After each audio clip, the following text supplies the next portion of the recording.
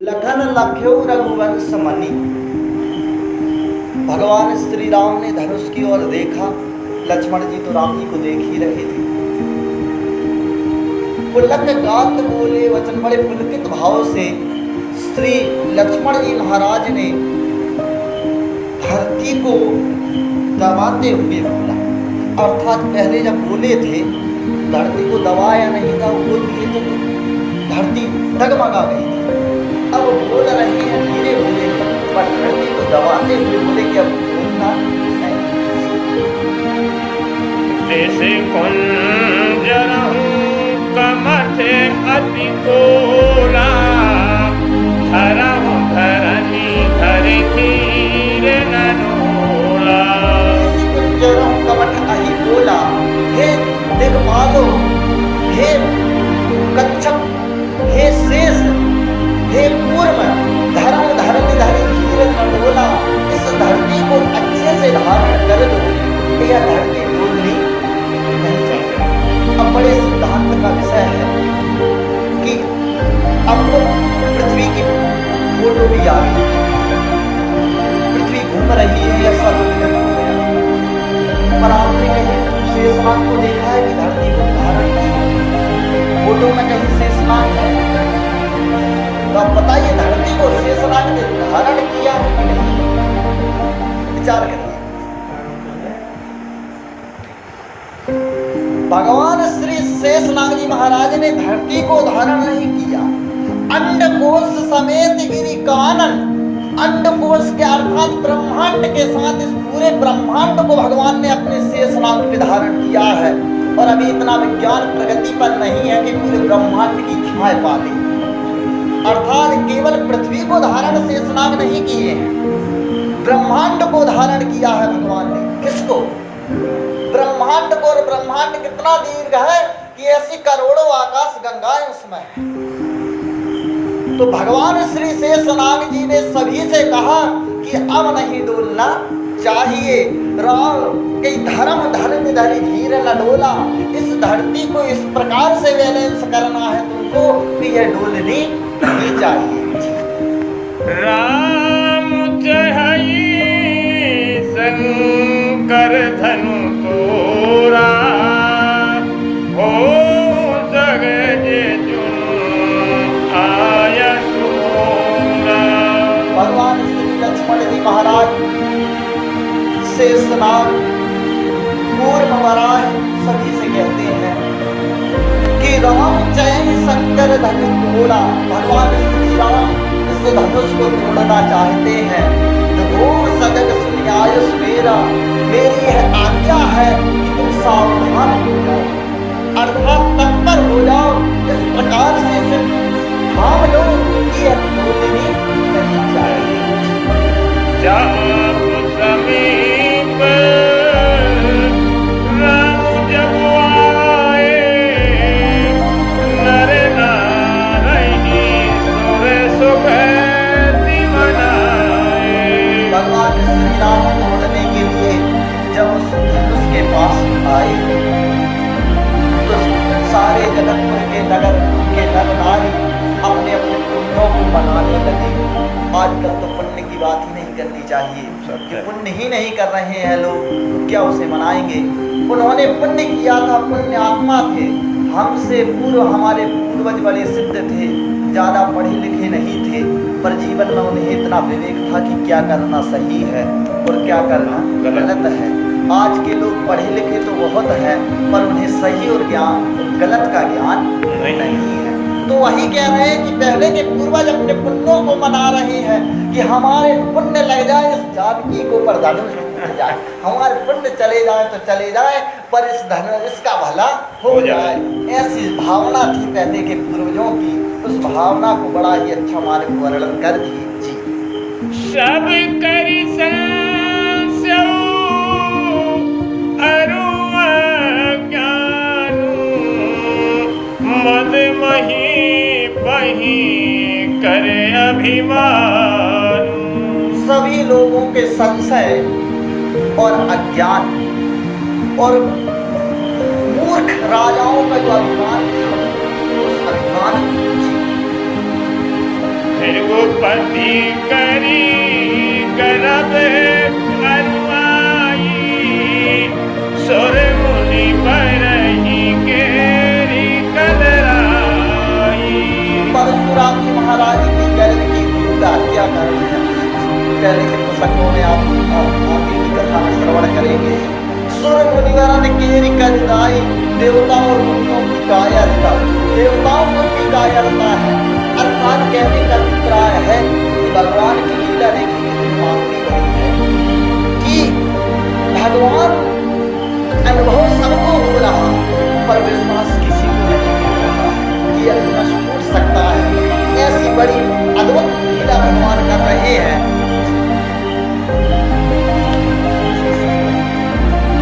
सिय करि सोचु जनक पछतावा, रा नहीं करे दारुने दुख दावा। माता जानकी का सोच, माता जानकी की तरह सोच कर रही है कि अर्ध निवेश कल्प समझाही, आधा क्षण कल्प के समान बीत रहा है। जनक जी पछता रहे हैं कि मैंने गलत प्रतिज्ञा ले ली, क्या कर दिया। रानिन कर दारुण दुख दावा, और रानी के हृदय में जो दारुण दुख की अग्नि जल रही है, उस अग्नि को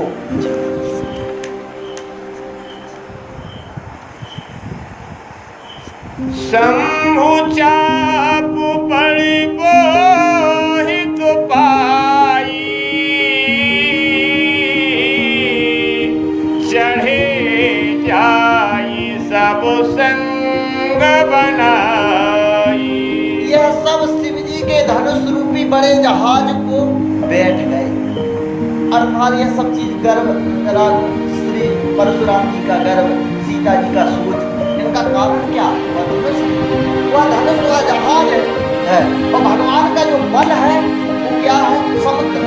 और समुद्र पार क्या चाहता है कि हम पार लग जाओ। अर्थात भगवान के बल को नाप, भगवान के बल को कौन नाप सकता है?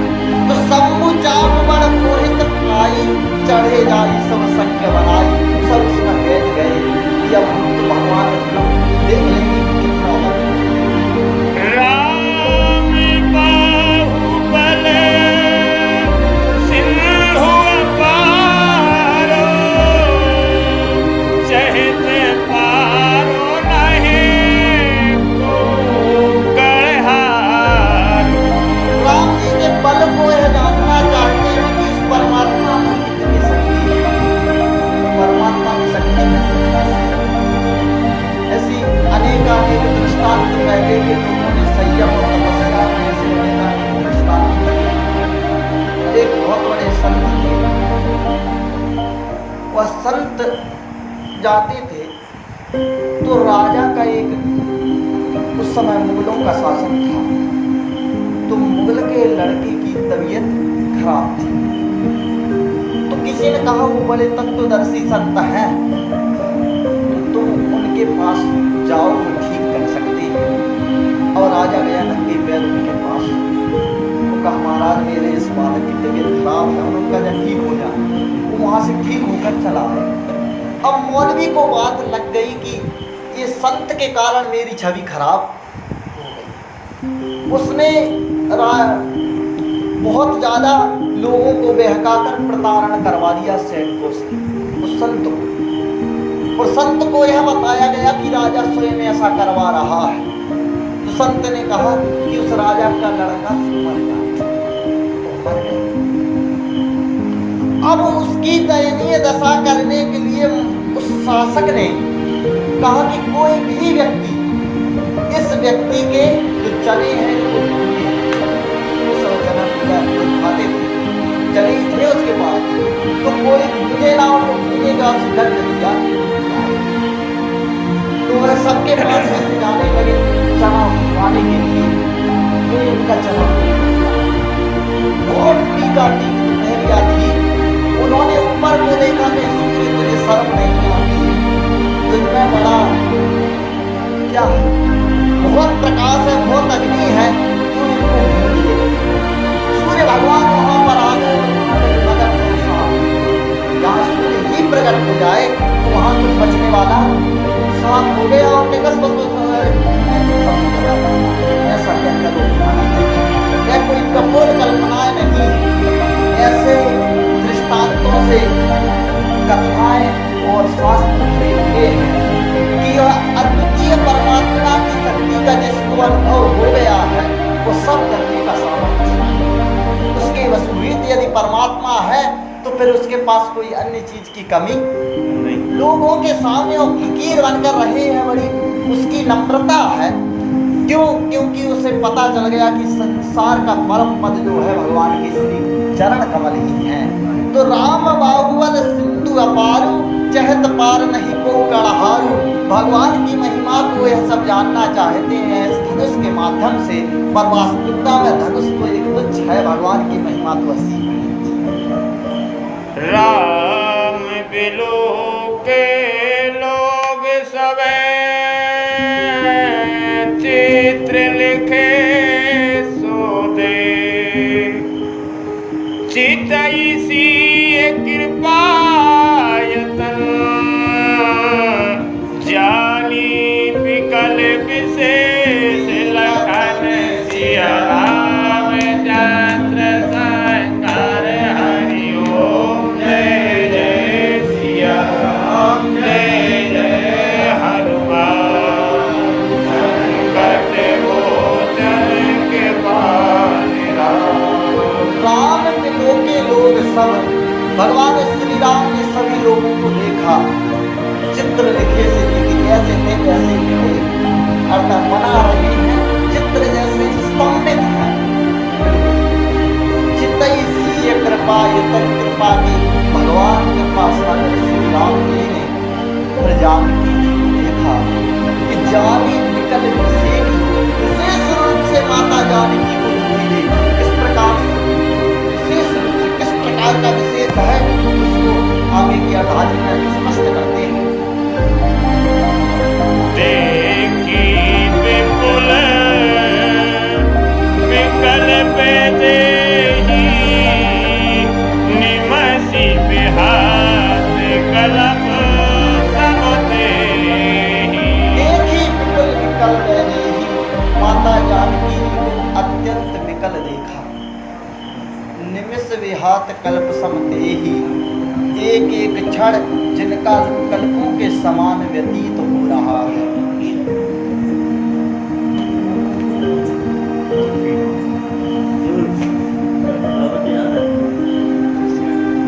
देश बहु पारी देश बारी बिनु जो तनु त्यागा, मुए करई का सुधा तड़ागा। त्रिसित वारी बिनु जो तन त्यागा। कोई व्यक्ति यदि प्यास के बिना मर जाए, उसके बाद उसे अमृत की प्राप्ति हो तो उसका अमृत का कोई औचित्य है?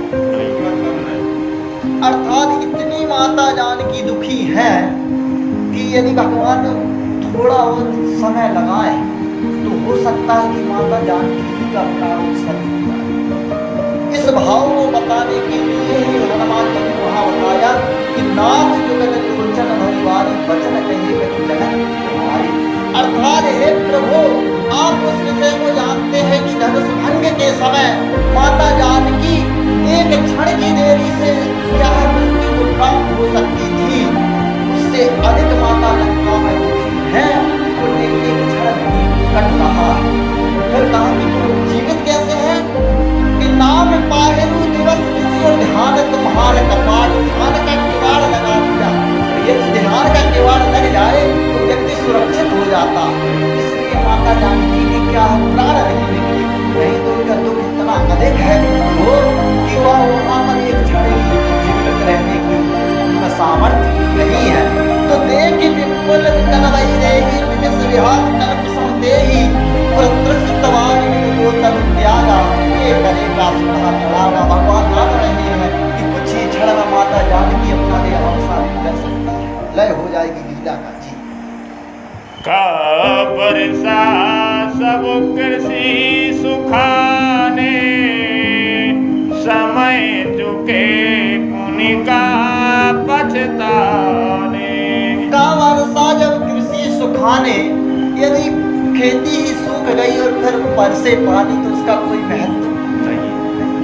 समय पर समय चूक मुनि का पछताने, समय से यदि व्यक्ति चूक गया तो फिर उसके जीवन में केवल पछताना हाथ लगता है, वो हाथ मलता ही रहेगा, उसके हाथ में कुछ होने वाला नहीं है जी। असे जिय जान जान की देखी, प्रभु पुल के लखी प्रीत बसेसी। अस जिय जान जान की देखी, ऐसा हृदय में जाना कि अब माता जी जो है जानकी जी अपनी जीवन का लय करने वाली है। अस जिय जान जान की देखी, प्रभु कुल के लखी प्रीति विशेखी। विशेष जानकी का प्रेम देखकर भगवान गुरु बिना मन ही मन कीन्हा, अति लाघव उठाए धनुक नीन्हा। गुरु ही प्रणाम मन ही मन कीन्हा। अब भगवान श्री रामचंद्र जी के इष्ट, रामचंद्र जी भगवान शंकर के इष्ट हैं। शंकर जी धनुष को पकड़े थे, उन्होंने धनुष को और प्रणाम किया, क्योंकि इष्ट को देखकर प्रणाम कर लेना चाहिए। तो भगवान शंकर ने प्रणाम किया और माता जानकी जी की आंखों के इशारे से माता धरती ने भी उस धनुष को छू। स्वयंवर, स्वयंवर तो माता की आंखों से हो गया। माता ने जो देखा धरती को और भगवान को, तो जान गई धरती माता की मेरी पुत्री को यही वर प्रिय है, और उन्होंने धनुष को छोड़ा। तो जब भगवान ने छोड़ा तो ले अस जिय जान गुरु ही प्रणाम मन ही मन कीन्हा। अब गुरु जी है कहाँ? अयोध्या में वशिष्ठ जी महाराज मन ही मन में प्रणाम कर रहे हैं। देखिए, किसी चीज को उठाना हो तो किसी दूसरे स्थान पर भारी चीज रख दीजिए, अपने आप उठ जाए। तो एक तरफ उन्होंने बल रखा गुरु जी के प्रणाम करने का, और दूसरी तरफ है धनुष। अति लाघव, बिल्कुल हल्का हो गया धनुष। इस बात को और विशिष्ट समझिए, गुरु जी की महिमा अपार है। इस संसार में ऐसा किसी का सामर्थ्य नहीं है कि गुरु जी की महिमा का गायन कर सके। गुरु की शक्ति का वर्णन कोई नहीं कर सकता। श्री भरत जी महाराज कहते हैं, हे प्रभु, मैं तो अयोध्या चला जाऊं, पर मुझमें वो सामर्थ्य नहीं कि अयोध्या का राज कर सकूं। तो भगवान श्री राम ने कहा कि सुनो भरत, देश कोश पुरजन परिवारो,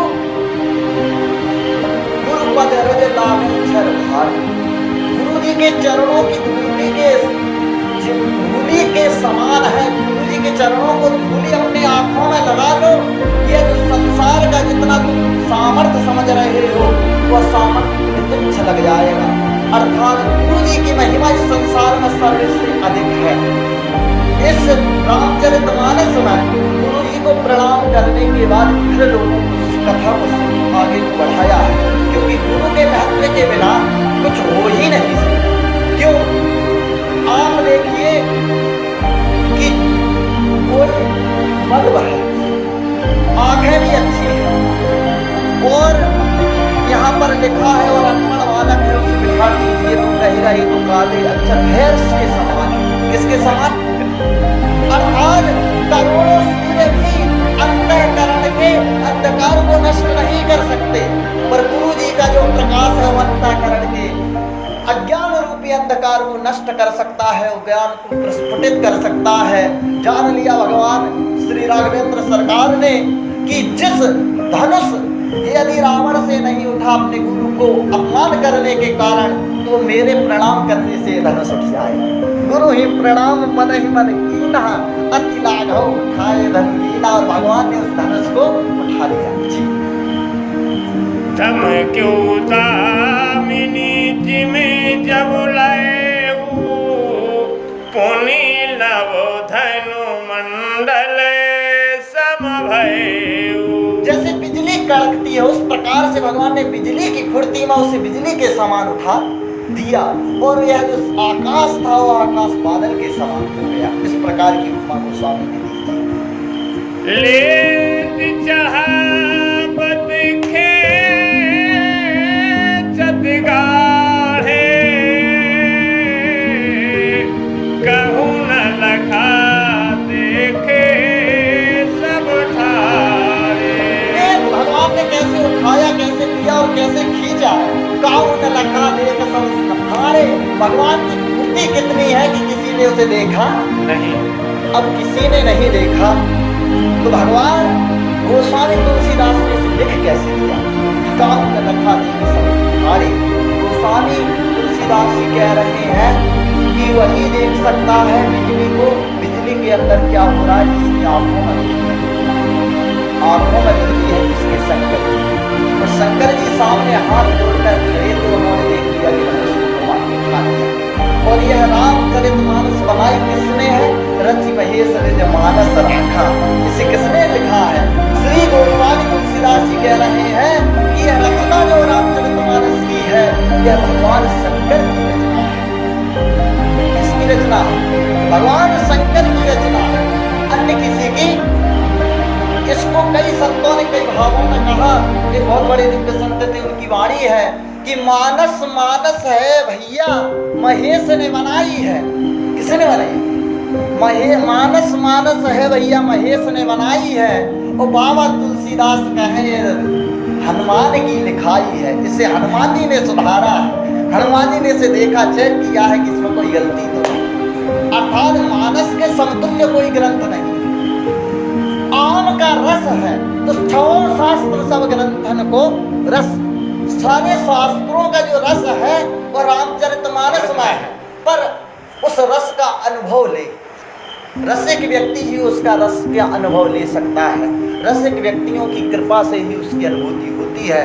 तो किसी ने नहीं देखा और जिसने लिखा है उसकी आंखों में क्या था? बिजली थी, उसने देख लिया और उसने लिख दिया कि काहू न लखा देख सब ठारे। किसी को कुछ समझ में नहीं आया पर हनुमान श्री शंकर जी महाराज वहां पर खड़े थे, उन्होंने सब देख लिया जी।